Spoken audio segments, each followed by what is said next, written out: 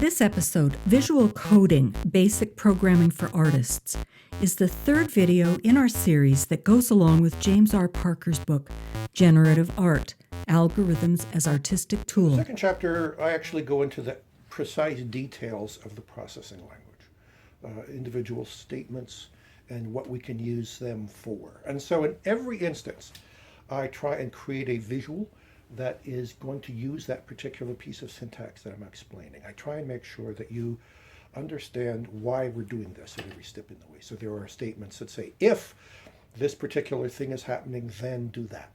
And I show you exactly where you would use that.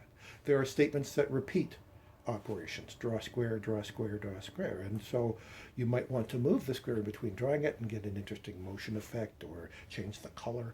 And so again, we have to take the syntax of the language and very carefully explain it in the context of making visuals, making your algorithm produce a drawing.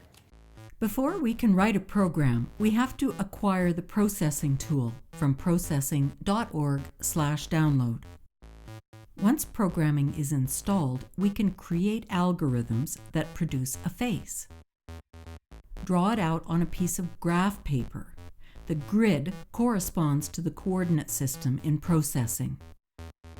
Here are the executing statements to draw the face: the eyebrows, the eyes, the pupils, and the mouth. Each statement ends with a semicolon.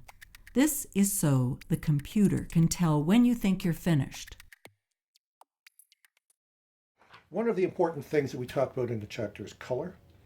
The way colors are represented on a computer as components having red, green, and blue.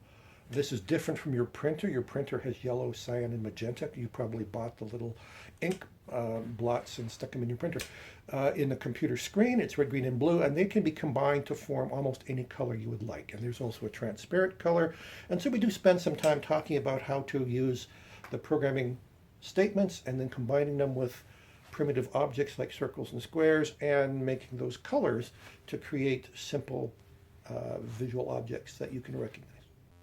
In the next part of this video series, Jim Parker discusses randomness. The book, Generative Art, Algorithms as Artistic Tool, is published by Dervile and Uproot Books.